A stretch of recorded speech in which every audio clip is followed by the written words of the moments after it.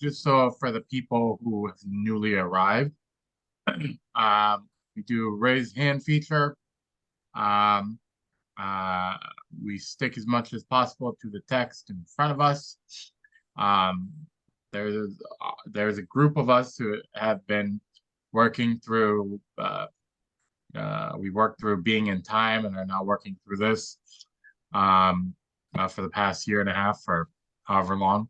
Um, but yeah, for the most part, we like keeping it here.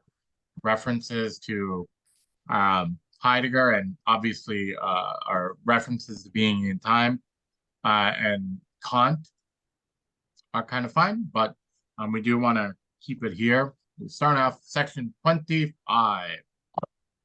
This one, this was a long quote that I had. Okay, section 25. Ontological knowledge has proven itself to be that which forms transcendence.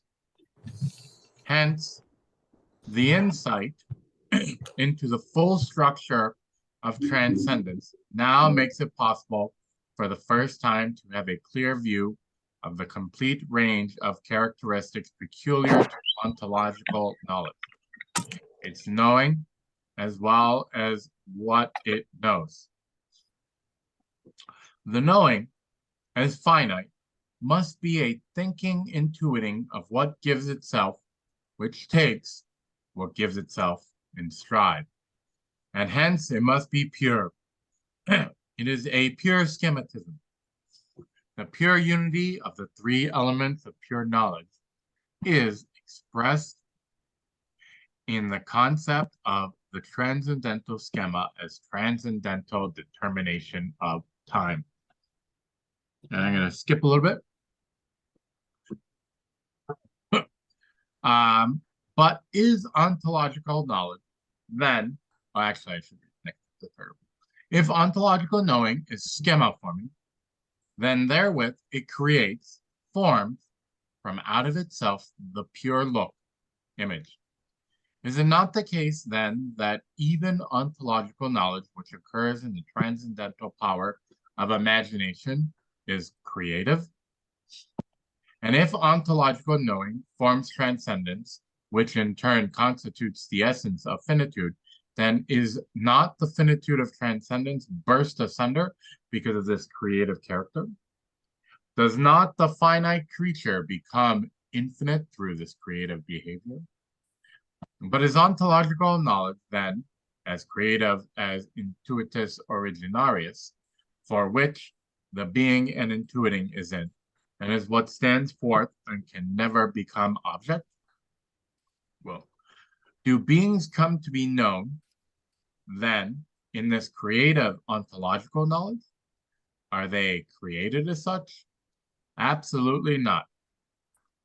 Ontological knowledge not only does not create beings, but also it does not relate itself at all, thematically or directly to being. Man, big quote. I'm really interested, but I thought it important to read the sections before about this last clause. It does not, ontological knowledge does not relate itself at all, thematically or directly, to the being. So ontological knowledge is a knowledge of beings, if I'm understanding correctly, unless I missed a step where Kant describes it in a slightly different manner. But it does not relate to itself or to the being. So I'm a little bit stumped by this. If a knowledge base is kind of full of, if I have a jar full of peanuts, I have a jar full of peanuts. If I have a jar that is ontological knowledge and I put ontologies or ontological beings inside of it, then it's a jar of ontological knowledge about ontological beings. So I don't know if my metaphor just made it worse, but I am kind of a little bit, I'd love to hear people's thoughts about how ontological knowledge does not relate one to itself. That one I can kind of maybe understand, but the to the being part, unless I'm overreading it, I don't understand that. Yeah, go for it, James. Go. Okay, I had a problem with this too. My comment was that Heidegger had already related ontological knowledge to transcendental schema forming, which opens up wide possibilities in understanding and in identifying beings.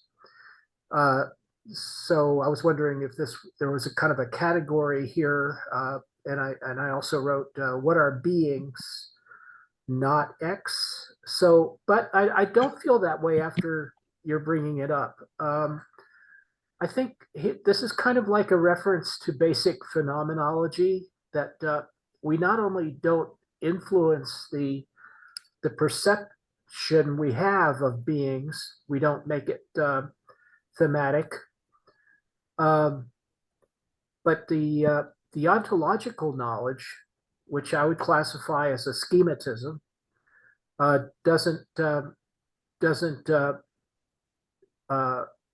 relate directly. He's saying it doesn't relate directly to the being.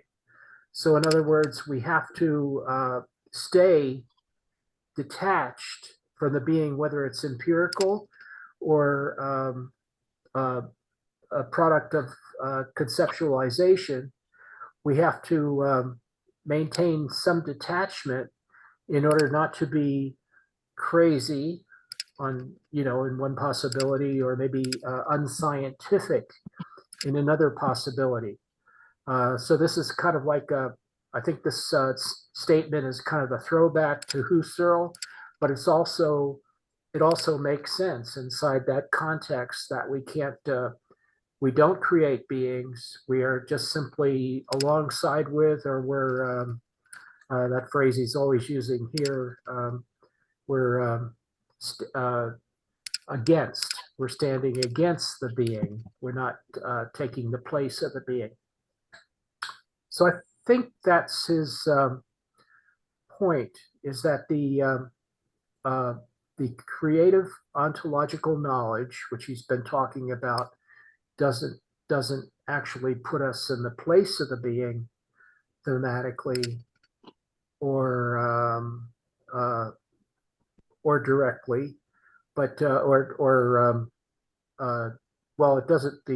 The ontological knowledge doesn't relate directly to the being. It relates directly to our concept, our knowledge of the being, and he wants this to be a kind of Kantian understanding. He wants to. This is a grasping of the Kantian understanding of the limits of the empirical get of the knowledge, and also in relationship to the Kantian power of imagination.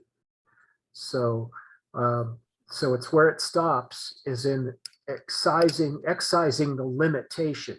Don't excise the limitation of our intuiting. So I think that's his point. Keep maintain the limit of intuition, maintain all the limits of intuition in ontological knowledge and ontological thinking. Okay. Thank you, James. Harry? I was thinking ontological knowledge in this case could be like the Shakespeare quote, rose by any other name. So like he puts it as a schema, right? Real nigga, but I'm gonna be real, my nigga. Low man, I ain't got a little girl. Like Hit me up, my nigga. Hit me up. They be trying to holler at me, my nigga. Like, okay. Sorry about that. Go for it. yeah, but like a schema, or like the sort of intuitus, what does it say? Intuitus organarius, for which it stands forth and can't be an object. I thought it's kind of a distinction possibly between like a sort of logical system from which you can kind of see all the consequences, to like the kind of type of knowledge that's just kind of intuitive and that you don't really build up to it. In the sense that it's already there.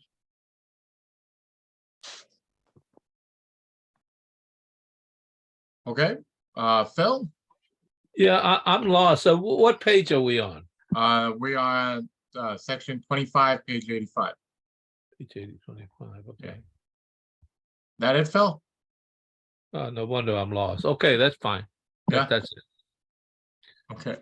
Okay then. So I think that this will probably carry on with this conversation, but on the following pages, on the following page, all representations have as representations have their object and can themselves in turn be objects of other representations. Appearances are the only objects which can be given to us immediately. And what in them immediately relates to the object is called intuition. Now, these appearances, however, are not things in themselves. Rather, they are themselves only representations, which in turn have their object, an object which can no longer be intuited by us, which may therefore be named the non-empirical, i.e., transcendental object X. And this is a quote from Kant. It looks like from the Metaphysica, let's see, the first passage.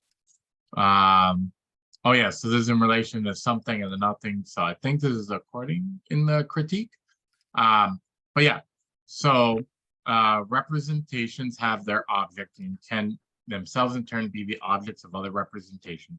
Appearances are the only objects which can be given to us immediately. However, they are not things in themselves, or the appearances. They are only representations which in turn have their object, an object which can no longer be intuited by us, which may therefore be called the non-empirical. What exactly is the transcendental object in the situation? Does anyone have like an explicit example that would help me kind of understand? It seems, yeah, appearances, representation. David S. Yeah, I hope you can hear me. Yep. Sorry if it's, yeah. I think what he's talking about is we recognize in science or in everyday perception the appearances that we take as objects, but when we reflect on that and say, oh, it's not exactly the object, there's a distortion, I see it as red, the light's in front of me, but that's just because I'm interpreting. You know there's an object behind it. So we're speaking, I think, in cases of something like a noumenal object that is not the mere appearance, but is the unifying thing that allows itself to be seen and presented and given in some way. And you deal with the daily object and know that that is not the object in this case. That's all. Okay, James Cook. I was just going to, I think that counts. The idea of the transcendental object is I mean, a purely transcendental object would be one that is not related to an empirical intuition. But here he's more talking about the thing in itself, which is the idea of there's a transcendental object, something we, let's say it's a star, right? It's just a twinkle, right? So we have a object equals X, but we don't know the name of it. We don't know what it represents.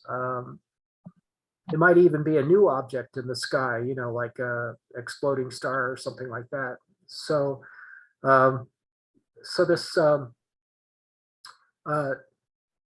Yeah, so yeah, he says they're not things in themselves, right? So, um, so so the transcendental object is one that we have thought of in a kind of a pure sense, as if we're making something up. In other words, it's not intuition. It's um, the okay, yeah. So it is intuition, but it's the idea of the realization that the intuition is incomplete. And Heidegger here calls it the transcendental object equals X. I guess that's in. Oh, this is just all a quote from. Yeah, Okay, this is all a quote from Kant. Kant. Yeah. So so it's it's saying that there is an object, but the appearance, it's the immediate appearance is what we call intuition, but there's another kind of appearance, which is the transcendental object. And I don't disagree with what David said. He does go on to explain that as a and later in the book, Heidegger hasn't mentioned it, but he goes on to explain it as a noumena, which is not equivalent to the phenomena. But it's just simply a way of saying there's something that is a intuited object, but it doesn't necessarily represent our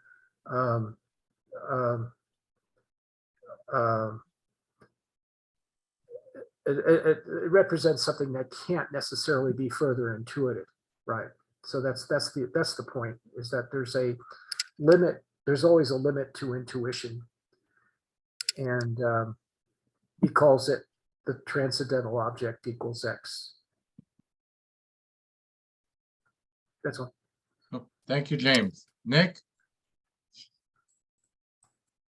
Yeah, pretty much. Maybe you might be beating a dead horse, but transcendent. I mean, we know that for Kant, we have access to appearances, representations as appearances, but behind the appearances is a thing in itself, or what he calls things in themselves, right? Which we have never have access to. It's kind of we just don't have that capability. That thing in themselves. Sometimes he refers to that as a transcendental object, because it's not an empirical object that can be accessed. It's something behind the appearance, behind the empirical object, and it's transcendental because of that. And transcendental object is the noumena, which is the thing in itself. And it's very clear from the sentence structure that that is what he means by that, because rather they are themselves only representations, which in turn have their object. He's talking about appearances, and objects which can no longer be intuited by us, which may therefore be named non-empirical, i.e. transcendental object, i.e. things in themselves. That's it. Okay, thank you, Nick. Lisa? Yeah, I'm just gonna make this brief. But I was just gonna add, like, the way I thought about it, an example would be, for example, let's say the transcendental object is this wooden chair that I'm sitting on. You know, the thing in of itself would be the atoms, the wood, a lot of qualities that I can't see with my eyes, I can't fully touch with my hands. Like, what I can't intuit, or what I can't sense with my five senses, is the thing in of itself. But what I can sense and what I can intuit is the appearance of this wooden chair, which I would say is a chair. And the chair is a representation of, like, that which cannot be known according to Kant, you know, the transcendental object. Yeah. Thank you, Lisa. Yeah. Phil? So does that mean that there's that ontological overhang that we could never get to? I mean, it's like, because like we can never really get it. But on the other hand, it seems to me like, I know that Kant calls that the noumena, But I wonder whether the term nominal, it sounds a little bit like the noumena, isn't in some sense operational in the sense that it does satisfy a certain kind of relationship, even though it is not the thing itself. It is real enough in our relationship to it that in a sense it operates. So the question is whether you want to just leave that just totally, well, we're never going to get it, forget it, just like it's an overhang, an ontological overhang, or whether you try to create sort of some relationship out of that in spite of the fact that you can never really get to it. So that's a question. Thank you. Does anyone have any thoughts there? We can see if anything comes up later as well. James, did you want to say something? Just the idea that it's a limit. In other words, I don't like, Kant uses the thing of itself rarely. I think in the book it's a shorthand, and I think it's regrettable, but it is something that means something. So the thing in itself is when we think of something that we don't fully have access to. So that's when we say it's the thing in itself. It's the thing we're pointing at. That's the thing in itself. It's about these discussions that someone had about the meaning of Dasein when we were reading Being and Time. It's like, well, it's something that's fairly obvious what it means. It's the thing we're pointing at. That's the thing that we know about, or the thing that we're discussing right now. That's the thing in itself. And what Kant is paying attention to is that it's really a transcendental object. So I don't think it's not this kind of like division. It's less this kind of division between a thing and its representation. It's the fact that the representation kind of defines the point at which it becomes a transcendental object, and only by transcendental reasoning are we able to actually gain more insight about the object. So that's I think Kant's point. There's a point at which the object to us becomes transcendental. It's food for our imagination, in other words. And the German word for imagination, as I keep like to say, is Einbildungskeit.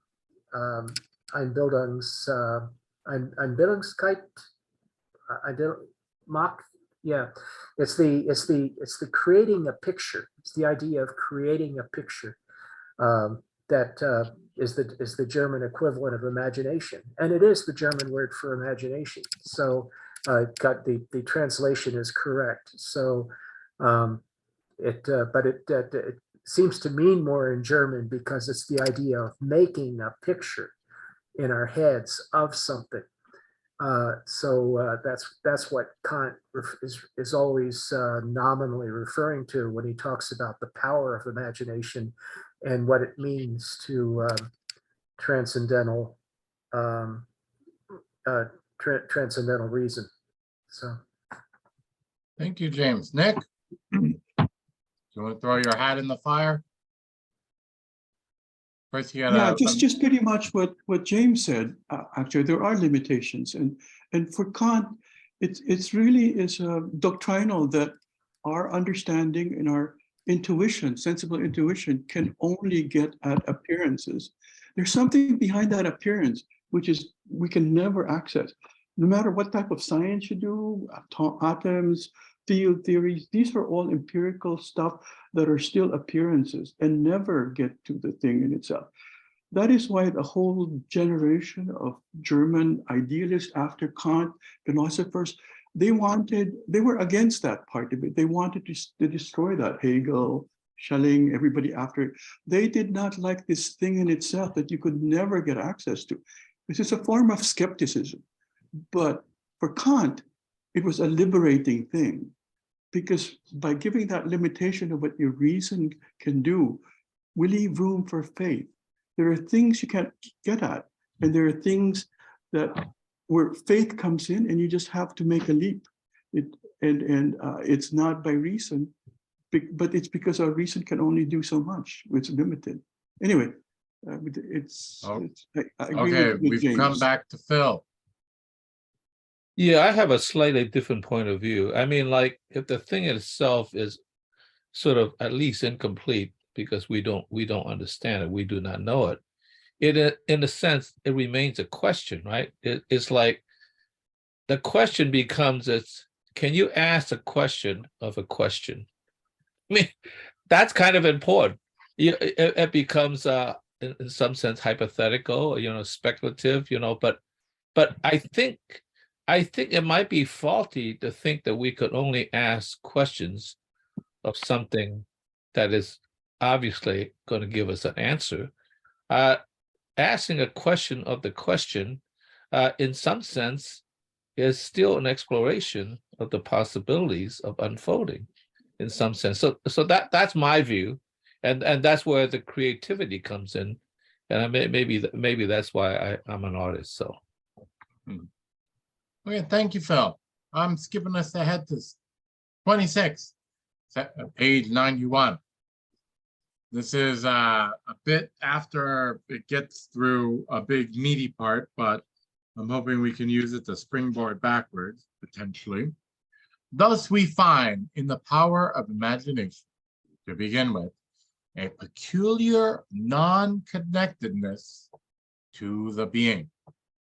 It is without strings in the taking in stride of looks, i.e., it is the faculty which, in a certain way, gives such looks. The power of imagination can hence be called a faculty of forming, Vermögen des Bildens, in a peculiar double sense. As a faculty of intuiting, it is formative in the sense of providing the image or look. As a faculty which is not dependent upon the presence of the intuitable, it fulfills itself, i.e., it creates and forms the image. This formative power is simultaneously a forming, which takes things in stride, is receptive, and one which creates, is a spontaneous. In this simultaneously lies the proper essence of its structure. But if receptivity means the same as sensibility, and if spontaneity means the same as understanding, then in a peculiar way, the power of imagination falls between both. This gives it a remarkably iridescent character, which also comes to light in the Kantian determinations of these faculties. With the division of the faculties of knowledge into two fundamental classes, he includes imagination in sensibility in spite of its spontaneity. Hence, in this case, forming in the sense of providing images is decisive, a fact also revealed in the definition. Okay. So I am kind of curious about what's going on here, but I like starting us off here, wondering what was the skip that we made to get to imagination? Because it seems like imagination, all the things that, and I think this is Heidegger's way of doing things. Every new thing that he kind of presents always seems like, in the chain of you seeing something, now this is the first thing that happens. Before it was this, and now imagination is at the front of the line, as far as you seeing something, perceiving something, etc. So I'm just kind of curious as to how we got to imagination. And yeah, this simultaneous aspect is also pretty interesting if anyone wants to share some words on that. Go for it, David S.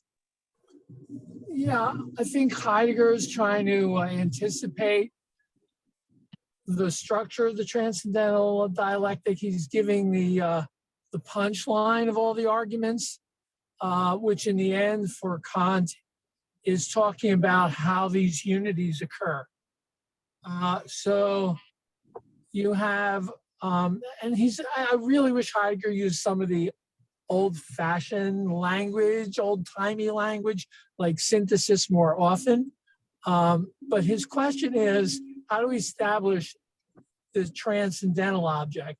And where does this, why doesn't he say notion of transcendence come from? So there's a separation between the consciousness and the object. The object is not merely the appearance. The object has this standing aloneness, which we've been talking about being a thing in itself. It's distinct from everything that appears to me.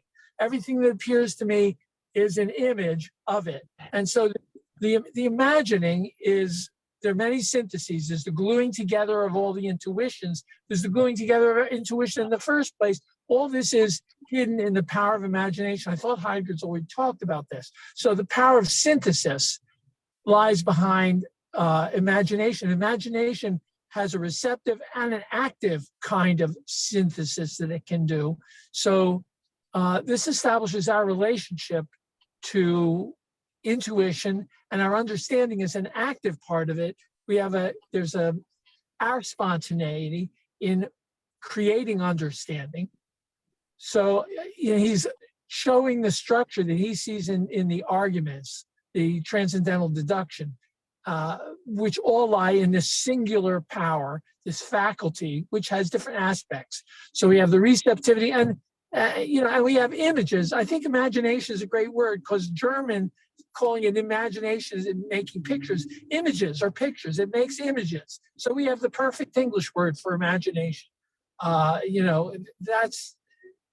It says the same thing to us, I think. So does that explain why he's bringing it up here? I think it's a big point for him. Yeah.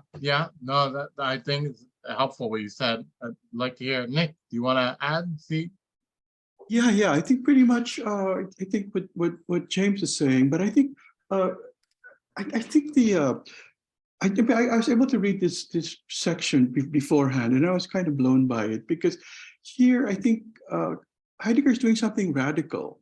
He's putting imagination front and center in a big way, bigger than, because it's easy to miss this when you're reading Kant. Because with Kant, most of the time when we talk about our Kant, we talk about intuition and understanding. These are the two faculties that make things possible in our thinking. The intuition part actually contains the imagination.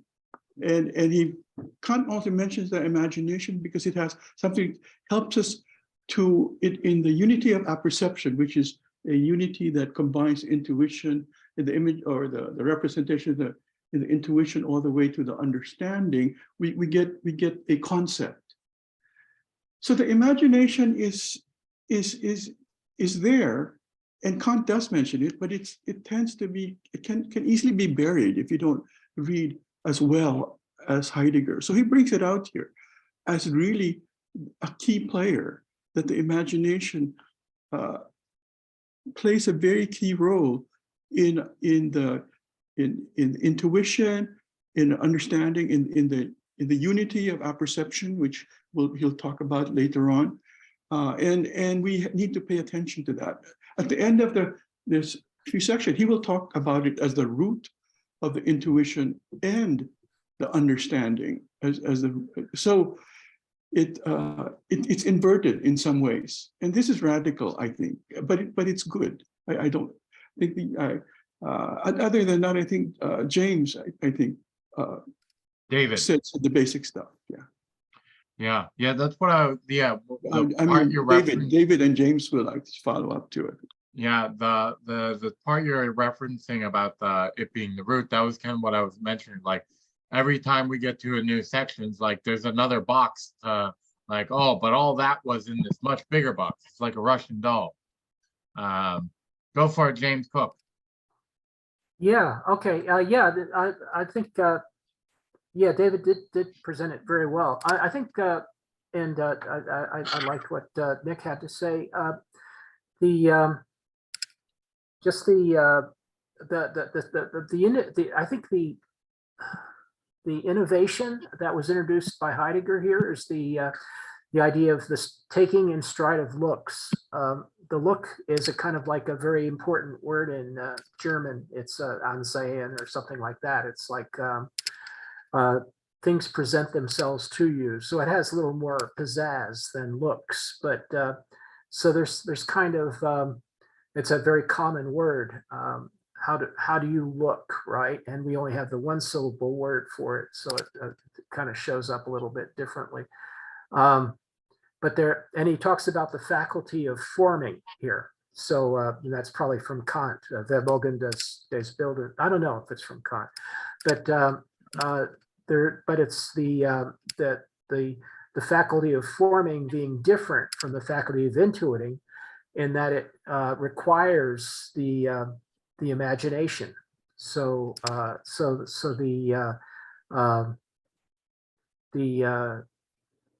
and the particular way of explaining it that Heidegger has is that when we look at things, when we actually are participating in intuition, it is a taking in stride. So that taking in stride constitutes the intuition, or the faculty of the faculty of intuition. The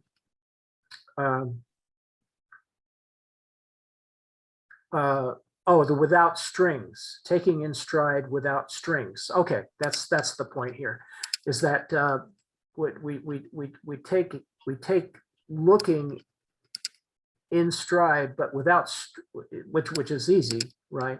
But we also are able to do it without strings. So in other words, we're free in our perception.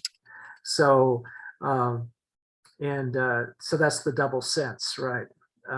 So the fact that we're not only taking things in stride and intuition, but we're also performing it without strings, and using the imagination. So this is a very central point in the critique of pure reason, and we have a very nice way that Heidegger has of presenting it as taking in stride of looks, performing the looks without strings, and utilizing receptivity in the same as as a both sensibility and with spontaneity. And he says that means the same as understanding. So and puts the imagination between sensibility and spontaneity. So that's this very interesting paragraph. There's an awful lot here. Thank you, James. Phil. Yeah, I see the imagination and intuition as not exactly the same, but they're part of I'll say a multiple relationship that is a part of the same thing. You could say it's a manifold of the same thing, but they come at different stages.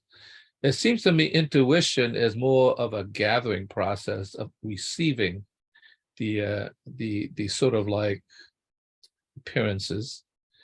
And it seems to me imagination is the next phase that is a part of that, but it comes out of, let's say, a creative force that produces and externalizes the image by what was previously gathered, and then putting into a sort of like a productive export of images that, in a sense, for understanding and to understand. And I kind of think that imagination has go beyond that. And I think what it does go beyond that is to really needs to be externalized into some sort of like actual posit into the world, whether that is through language or whether that is through, let's say, image such as in painting or something else. And that creates then, in a sense, I think a sort of like image that's accessible in a kind of a prototype of understanding of what the world really is. And I think I'm not putting that as in a sense a replica of the noumena, but it is a sort of like a perspective sort of image of the noumena as best you could in terms of imagination. So I see that as different stages of the same thing. Like, well, I was going to say something like the seed to the flower, but nonetheless, they are the same thing that have different phases. Right. Thank you, Phil. Lisa? Thanks. I'll just make a quick comment on my understanding of this. And then I had a question about just like where the group was in general, since this is the first time I'm attending. So on the topic of the power of imagination, the way that I sort of understood it is as to why it's so powerful is because it's formative, but it's also spontaneous, meaning typically when I think of like a formative thought, I think of something that is very, very purposeful that I think of in order to understand something. For example, this process of me explaining, regurgitating my thoughts, I believe there's formative power in what's going on in my mind for me to understand what I'm saying and then to say it out loud. But the power of imagination is such that the formative power is spontaneous. It's very fast. So what I imagine that being is, for example, the chair I was talking about, the wooden chair. You know, when I look at it, maybe I have these spontaneous thoughts that come in that I don't believe are purposeful. They're not as purposeful, but they're very quick and immediate without purpose, such as I might think of other chairs, just a quick flash in my mind, like this chair resembles other chairs, or like this wood resembles another wooden table, for example, so I know it's wood. Like those thoughts that I just gave an example of, to me, they are spontaneous thoughts. And I think that these thoughts that are spontaneous combined with sensibility, which is intuition in my mind, like my ability to visually see the chair, this sensibility combined with the imagination is a way of understanding things out in the world. And I think that's just an example of how I tried to piece together what imagination meant. And then I just had a question about, next time, what are the sections that we're covering for the meeting in a couple of weeks? 30 to 32. Yep. So I saw that there are 4 sections on this book, but there are many more, you're saying? Yeah. The book goes up to chapter 45. We're on section 26, 27. Oh, chapters. Okay, got it. Yeah. Okay. James Cook. Hi. Yeah, that was great. Yeah, this I just wanted to point out the footnote where yeah, that's right. Aristotle, De Anima, Fantasia stands between Eistasis and aesthetics, and Noesis. It stands between experience, between present, the aesthetics, or I think probably appearances and knowledge. So Noesis. So I think that's Heidegger. It wasn't an original idea. Heidegger is giving credit to Aristotle. Sorry about that. My dog had to pee, so I had to let her out. Okay. Sorry, I missed the tail end of that. Well, it's just the words. The presentation by Aristotle was the fantasia, right? Stands between aesthesis and noesis. Oh, yeah. Thank Thank you. you. Nick. Nick can't hear you. I just wanted to kind of, because I think we've been hearing from Phil and Lisa especially, the kind of the common sense use of the word imagination that we tend to use day to day. But in Kant, I believe it has a special meaning, especially in the light of that it lives inside the intuition. And in the intuition, there are no concepts. It's just perception that's occurring. But that perception, like for instance, a chair, that perception is made up of many manifolds. There's manifold of time, manifold of space. Then there are kind of, shall we say, many things that have to be put together. And they're combined together to what Kant calls the unity of apperception. And it goes all the way to the understanding, but stay in the intuition part. In the intuition part, these images that we have are representations that need to be put together to come up with the image of a chair involves something spontaneous as well. And that something spontaneous is the imagination. It has a thing of being able to put stuff together. And there's also the creative part, especially when we're talking about a pure intuition, in which case it's not even empirical. It's just a matter of imagining and creating images, if you will. But anyway, so there's nothing discursive about imagination in that sense. It's all automatic, but it is something that is just pure, basic, in between, in coming up with a representation. So anyway, I just wanted to kind of emphasize that, because I mean, there's many interpretations. I'm not saying anything is wrong, but it's not Kantian in some ways. It's useful, but it's not. It's still not Kantian. Thank you, Nick. Phil. Yeah, I actually accept Nick's criticism about at least what I said about imagination. And it came about actually through what Lisa said, because my first thought is that imagination was a lot slower than what Lisa said. And both all three of you have said that imagination is much more spontaneous and quick. And I think that might be true. So I'll be stand corrected in the sense that first of all, there's intuition, and within that is imagination. But imagination itself is trying to put things together, but it's sort of incomplete. It's sort of like constantly going. And I was thinking more in terms of like what an artist does is that the relationship, what I would call between finding and making.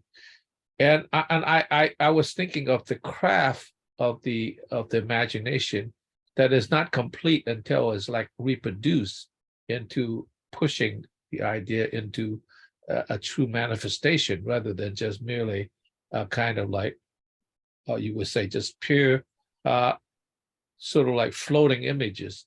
And so in that sense, I'll accept what you're saying, that it's quick and spontaneous, but it has to be hardened into a kind of production. So I'm thinking, so I'm stand corrected in the sense that perhaps the last part of it is really not a part of imagination, but a part of making, because my relationship was between finding and making. And so that's a longer process than just the instantaneous, sort of like spontaneous, maybe not instantaneous, but a quick sort of like relationship between intuition and imagination. So I stand corrected. Thank you, Phil. Before I go to James, I want to read something from page 95 in the beginning of section 27. There, and I think, Nick, you referenced this, there are but two basic sources of the mind: sensibility and understanding. There are only these two stems to our power of knowledge. Aside from these two sources of knowledge, we have no others. This thesis corresponds as well to the bifurcation of the whole transcendental investigation into a transcendental aesthetic and a transcendental logic. The transcendental power of imagination is homeless. It is not even treated in the transcendental aesthetic, where as a faculty of intuition, it properly belongs. On the other hand, it is a theme of the transcendental logic, where, strictly speaking, it may not be as long as logic remains confined to thought as such. But because from the beginning, this aesthetic and logic are oriented with respect to transcendence, which is not just the sum of pure intuition and pure thinking, but is rather particular, original unity, which was rather a particular original unity within which they function. No, hey, they function only as elements. Its two-way result must lead out beyond itself. So I brought this up because it kind of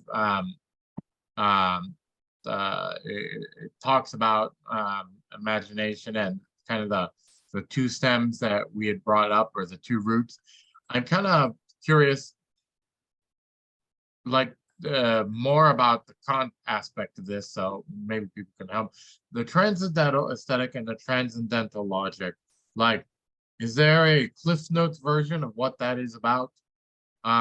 Because it seems like one is about sense perception and one is about, where is it? One is about sensibility and one is about understanding. Yes. Would that be like the super Cliff Notes version of it? Like if you had to Yeah. sum it up into one word, that's what it would be? Yeah, Okay. Good guess. Okay, that was perfect. Okay, James Cook. Okay, yeah, the transcendental, and this is a good thing to reference because this is where that's interesting that it's not really covered. Imagination isn't covered in the transcendental aesthetic. It's about the role of space and time in understanding what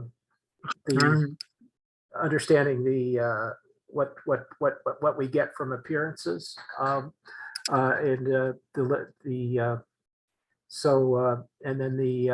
this section that we're reading now is about trying to add imagination as a co-equal power to knowledge and understanding.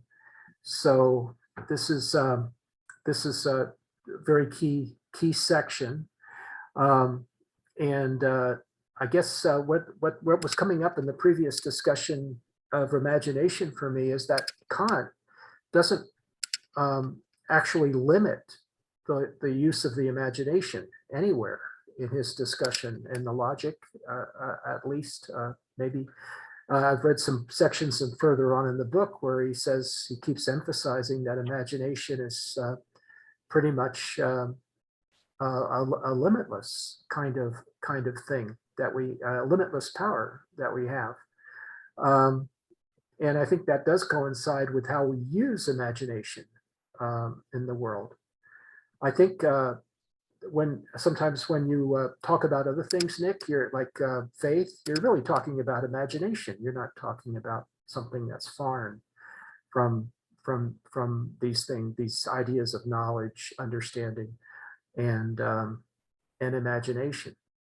So I think that's basically that's basically what we're talking about here. The logic, of course, is where he covers the transcendental schematism, and later on in the book he talks about the effect of the schematism on our empirical look. So at things. So I think the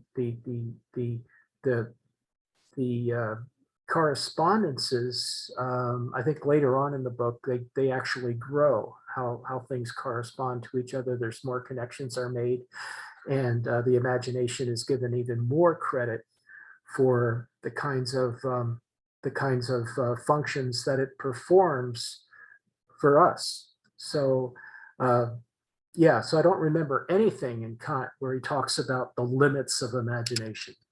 That's my reading. Thank you, James. David. Yeah, I want to think, I'm going to follow up on exactly what James is saying. I think Heidegger is selling Kant short on what he really describes as the power of imagination. The fundamental of imagination is it's our ability to alter our consciousness, to change what representation is being represented, to put representations in our consciousness, and to play with that is our power. This is not intuition. Intuition is like the palette. Concepts are forms of thinking. This is the power over the mind. This is what imagination is, the ultimate power, and it is primordial to the transcendental unity of our perception, which is the fundamental key and undescribable unity that is the whole basis of the critique and all of Kantian whatever theology, you know, the whole picture that Kant is drawing. So I really agree that this is selling a little short, that imagination is not some piece of intuition or something like that. And that we can go along. I can go along with something Phil's saying. The result of imagination is something. It is a representation, not something in the world that you drew, but in yourself, a representation that you spontaneously create. That is your power of imagination. Thank you, David. Phil. Yeah, I kind of like what everybody is saying, but you know, when I first came onto this, I was confused where we're at because I was reading the wrong section. For whatever reason, I was way behind. I actually read I think section 8, and in section 8 they would describe. He was at one point talking about logic, and then next to logic he put logos, which is the translation, I guess, closer to the original concept, the Greek concept. And I was thinking, like, well, wait a minute, like, is logic the same as logos? Because that seems to be a fundamental distinction, a conjunction, and I thought maybe that was a conflation, and I thought, well, they might be very different. And it seems to me logic, as we normally think of it, is true or false, or or either or. It's kind of like a bracket in which logos sits. I kind of think that's where imagination is. Imagination is not excluding the middle, the gray zone, you could say, in which, in a sense, lives, and is not excluding, like logic, because logic to me is like the bracketing of the possibilities, and logos is inside that, which is the relationship between the bracketing and the potential or possibilities of the gray zone of what imagination can produce. And I think that's the power of imagination, because it's not just logic. Logic limits the possibilities of what it is. And I think if we understood logos, I think we will understand the power of imagination. That's it, Phil. Thank you, Phil. Nick.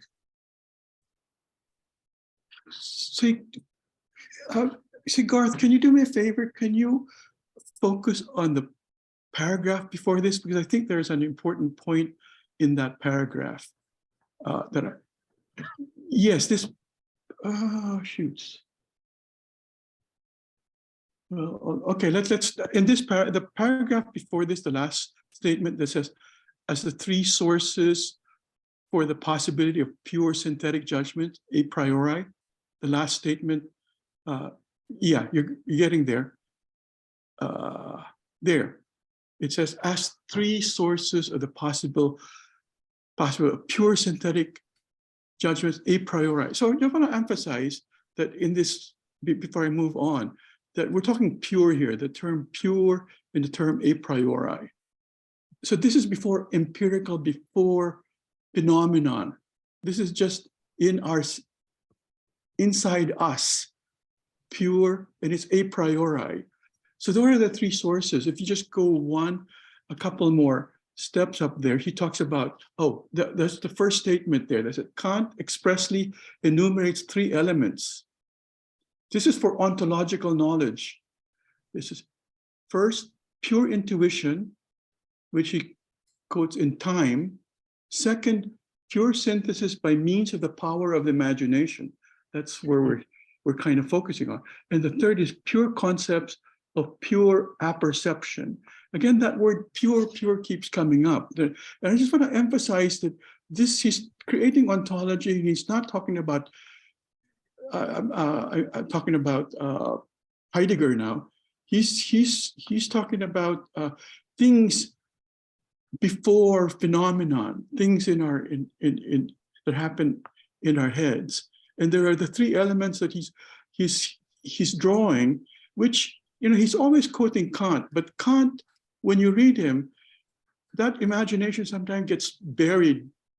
The apperception is shown, the intuition is shown, but imagination is buried. But indeed, even in Kant, there are these three important elements. Pure intuition is before, because time belongs to our intuition. We own it. Time is not out there. In Kant, time and space are things that are in us. That's pure intuition before we have even any phenomenon. Pure synthesis of the means of the power of imagination. Again, we're talking before any object is in front of us. Imagination can work as well and create. This is the building of representation by just pure imagination.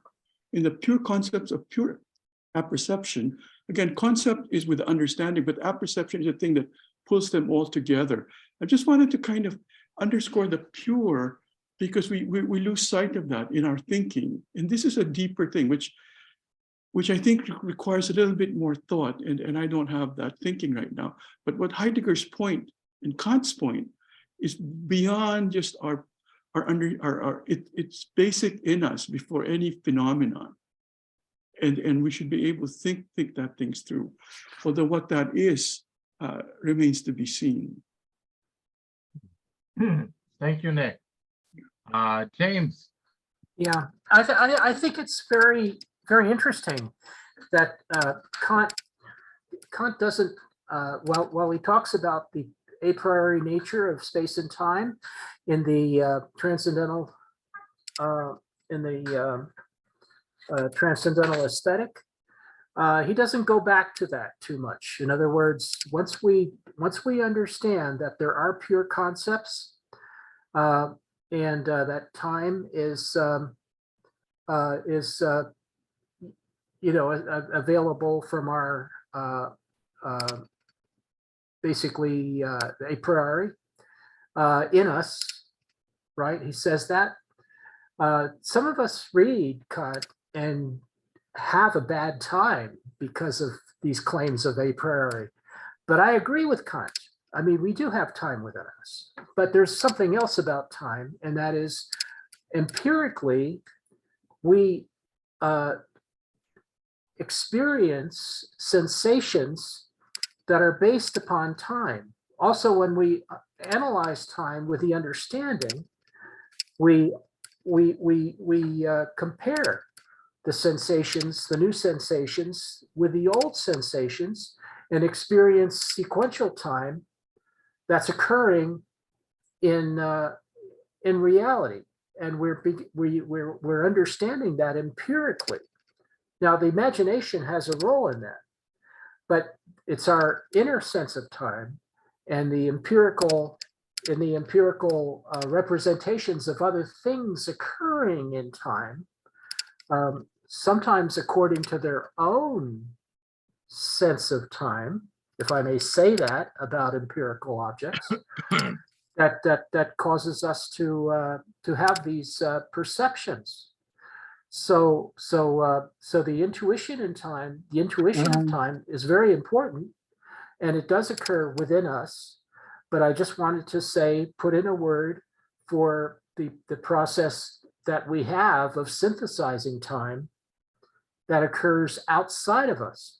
So we're actually capable of synthesizing time that occurs outside of us. So I think that's something that I think is a kind of I think it's a misreading of Kant. But the important thing from Kant is to understand that time is one of the anchors that the understanding uses in order to rationalize our experiences through synthesis. And here, pure synthesis by means of the power of imagination. So this is a beautiful, beautiful sentence, no question about it. So I just wanted to sort of put that in as a kind of like, well, this is the way I see it. I don't see it as, I don't read the whole book as if it's a transcendental doctrine of aesthetics. It's a transcendental doctrine of apperception. And so the pure concepts of apperception are things that we think about that aren't necessarily related to our external intuition, our intuition of external sensibility.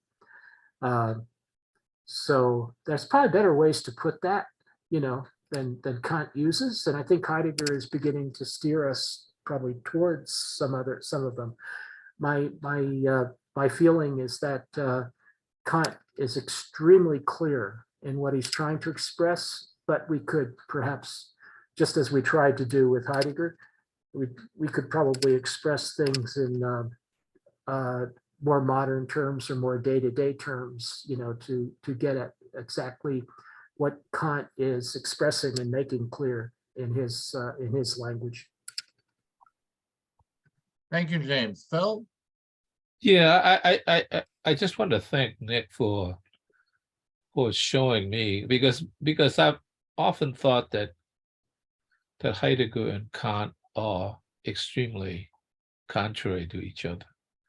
But I think, and what you point out, Nick, it shows how indebted Heidegger is to Kant, in a sense.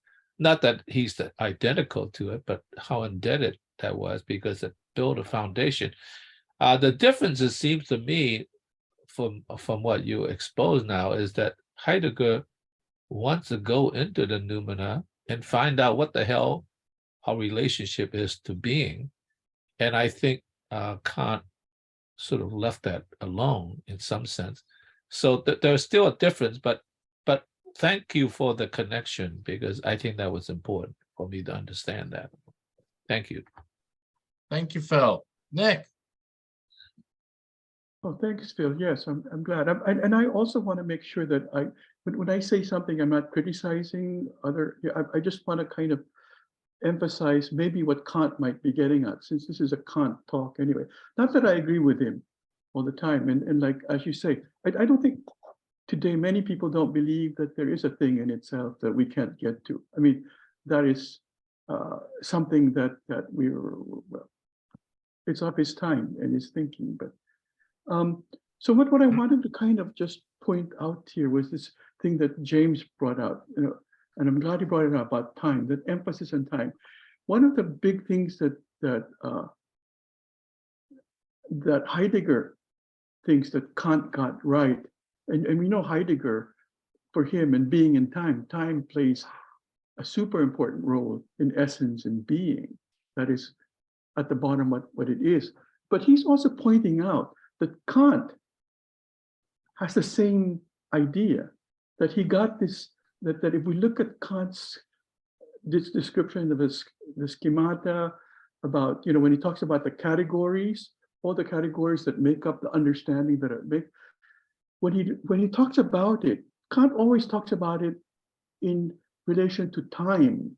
Like when he talks about the schema of substance, for instance, or substance as one of the categories, it is the persistence in real time. When he talks about even cause and effect, it is thing in general that happens one after the other in time. But so all the things, categories that are so important are in relation to this time. And he points out, oh, Kant, let's look at Kant, because Kant really supports what I've been saying in being and time, essentially. And anyway, I thought that was interesting. And that's why I think Heidegger spends time and invests time in expounding on imagination and the schemata in this work. Okay, well, gone down many Kant roads. Nick, you want to say more?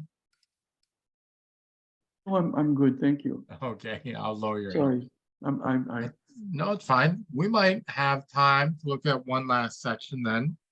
I think this is when Heidegger starts going into the branches.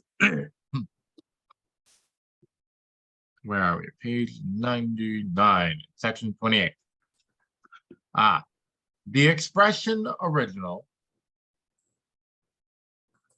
corresponds to the originarius in the title intuitus originarius and means to let something spring forth. Now, of course, as belonging to human finitude, the pure intuitions in their representing cannot allow any beings to spring forth. And yet, they are formative in the peculiar sense that they propose the look of space and time in advance as totalities which are in themselves manifold. They take the look in stride, but in itself, this taking in stride is the formative self-giving of that which gives itself.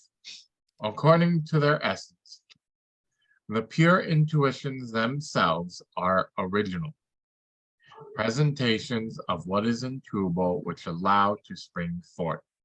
Exhibitio originaria. This presenting, however, lies the essence of the pure power of imagination. Pure intuition, therefore, can only be original because, according to its essence, it is the pure power of imagination itself, which formatively gives looks, images from out of itself. Okay. I guess here I was a little bit confused with the idea of springing forth coming here, because number one, we're talking about original, and he's saying that it means to let spring forth. And I guess the to let part is how he's tweaking it, but to let something spring forth, it almost seems like you are creating it. A mother lets a child spring forth by giving it birth, but previously in one of the sections we had highlighted above, it said the imagination does not create beings, all right, unless I'm putting, the imagination doesn't. James is shaking his head, so I'm guessing I remember that correctly. So I guess I'll be interested in hearing how people understand what the difference between this original that is let spring forth and saying that the imagination is does not create beings. James? Yeah, this is really interesting paragraph. I think the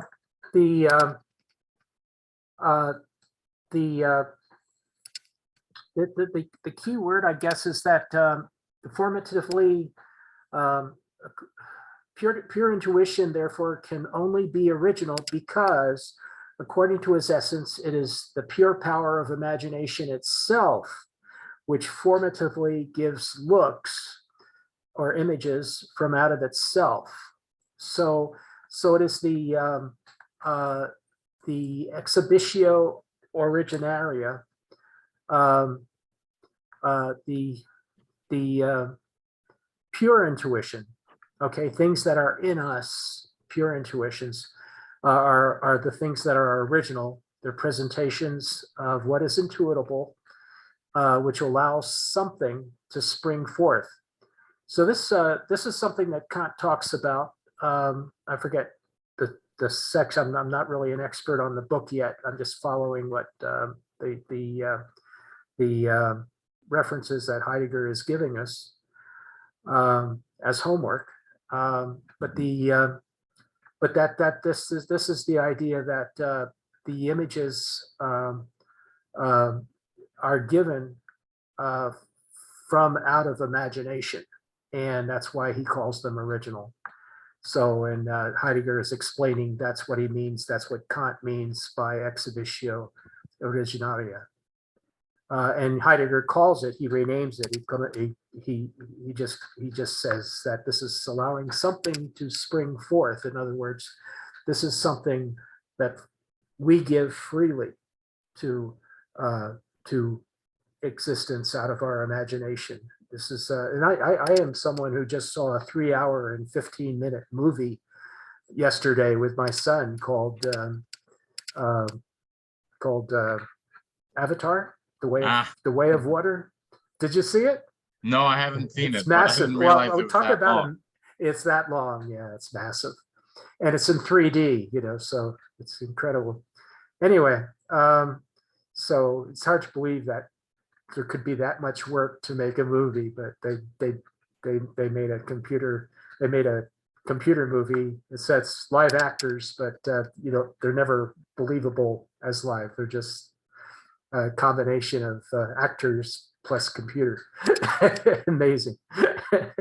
So yeah. So anyway, so this idea that we can make things up ourselves is of all kinds of things, not just fantastic subjects for art and so forth, but the whole gamut of exhibitio originaria. Thank you, James. Nick, last comment. Yeah, I agree with James. Essentially, I think the key here is that everything here is pure intuition, pure imagination. So before we have experience with empirical things outside, we're able to have this original springing forth of representations in the intuition, pure intuition. And how's that? Well, imagination, he's saying, really plays a key part to it. That imagination, that heavy lifting is in the intuition is being done in the pure power of the imagination. So I think that's what this means. Okay, cool. Well, thank you all. I think we lost David at some point, but I appreciate everyone's involvement. And yeah, Well, we it's are. getting harder and harder. You know that, right? This book is getting harder and harder. If you haven't noticed, Nick, I've me sharing my opinion about things has also gotten shorter and shorter and shorter. So yes, I definitely feel personally that